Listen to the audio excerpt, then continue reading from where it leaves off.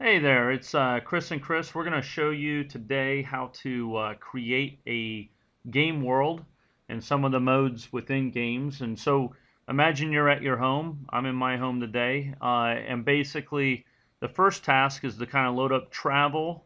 And I'm going to look at worlds. And one of the key things here is I'm going to move over here under create a world. And basically click that. And look, I'm defaulting to game worlds, and I'm gonna put in basically city world, which comes with a rough draft of a city. And in my Klaus's city, uh, you know, get ready for um, fighting monsters, and then I'm gonna hit play now, and that's gonna create the game world.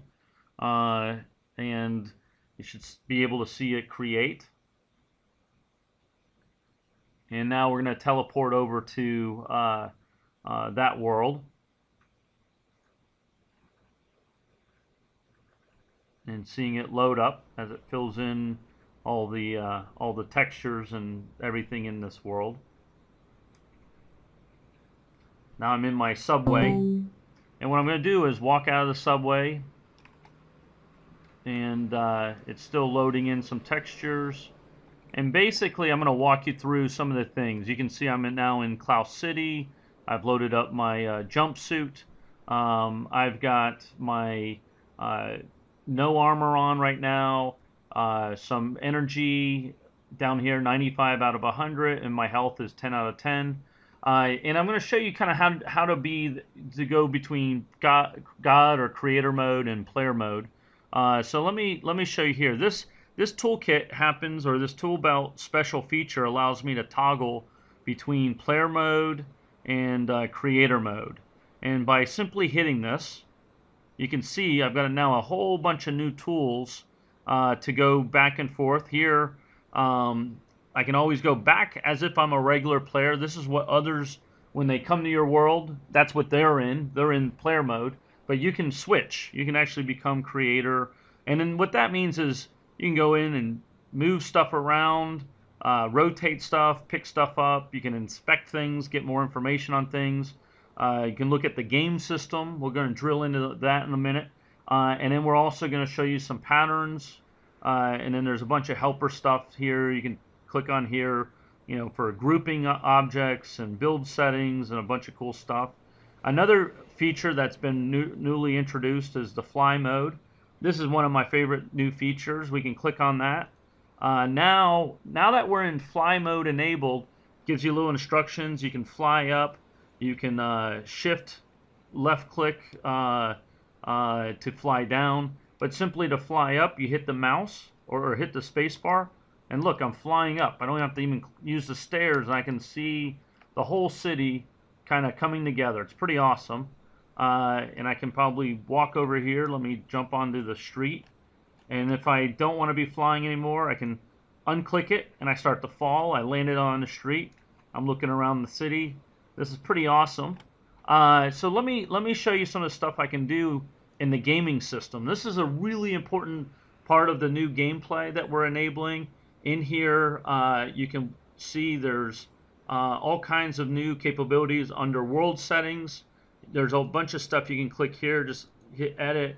You can see where, is the privacy, is it public, is it private, PvP is player versus player, or you can turn on destruction of objects. You can say, can they build? What's the players' names? Are they shown above people's heads? Change all these settings, hit save, and now that's enabled. And there's environment. What's kind of neat, we've also enabled flags. So in certain areas, you can drop flags for no PvP, which means no player versus player. Or if your world is turned off all player versus player, you can actually drop a flag into an arena and have attacking. Same thing with no building or allow building, and no player destruction or allow player destruction. These are all really important settings for your world. There's crafting. We'll get into that later, but basically here's all your recipes under your recipes. Loot. This is all the stuff that's now available under weapons, ammo, armor, consumables, generic stuff that you can kind of create. Consumables you would eat, armor you can pick up and wear. And so these are all important things you can just drag and drop and create. And under here, any of these can be edited. You can copy and create them. And if you want to create new armor, click here. So this is just the overall overview of different things in the game system. Placeables are what things people can build with. Spawners are the things that spawn any of the other items. I don't know if you want to add anything to that, Chris. Hey, go ahead and click on spawners. All right, so I clicked on spawners, and now you can see you can add spawners such as chicken spawner. You can add a tree spawner. This is player spawners is where do players start. Boulder spawners, scrap metal, and so these are all different spawners out there. Anything else you want to add? Yeah, these are all customizable by the player. There'll be more as you add more objects to your game world. These are the basic default spawners that come with Kniva. Right, so if we want to drop a spawner, you can just create it. And now there's a spawner in front of me. And now when I go into player mode, this is going to be activated and turned into a chicken. Show how easy that is. All right, I'm going to close this. And then we're going to go into player mode. Watch this. Bam. Now there's a chicken running around. All right, so we're going to continue. I moved around a little bit, showed you how to do the chicken. Let me go back into God mode or creator mode. Here's all the game system. Let me drive into there. So we showed how the spawners work, characters. This is where all these zombies are. Under monsters, there's nothing but zombies. Under animals, there's a chicken. So we've got quite a bit of interesting characters available under the character system. And then harvestables. Those are going to be your trees, boulders, cars. Basically, if you drop a tree, you can attack it, and the tree drops wood. So that's a nice feature if you want players making wooded walls and things. You can do that to kind of create content for your world. Let the players chop down trees and start making their own fortress inside your world. With that, let me show you some loot spawners, and I'm going to drop. I'm going to create a spawner for armor here.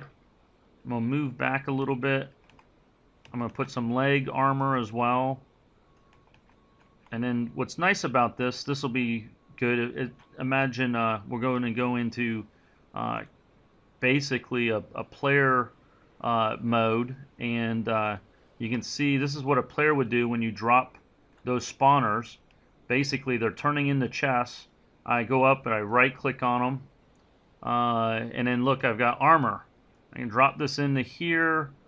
I can close this, and to enable the armor to work, basically I drag and drop this right down here into my armor outfit, and you can see my character. Let me close this. He's turned a little green here. That means I've got some pretty cool armor there. And there was another chest. I'm going to right click on that. Oh, look, I've got some legs. Bam. I throw that over here. Or I can just drag it directly into this. And now, look, I've turned some green legs on. I've got that enabled. So I'm immediately building out my armor of what I can wear as a player. And now you can see my armor starting to move up over here. I've got 4 out of, what is it, 100? Yep, 4 out of 100 armor. I need to run around the world and find more stuff, but that's a good starting point for the armor. And now when people attack me, it's going to take them a little bit more to try and kill me. It's much harder to hurt my health and hurt my life. And I noticed my energy starting to go down, so I'm going to open up my chest. Ooh, I don't have anything. I'm going to have to go find some food, eat it, get some energy, and then my health will start going back up.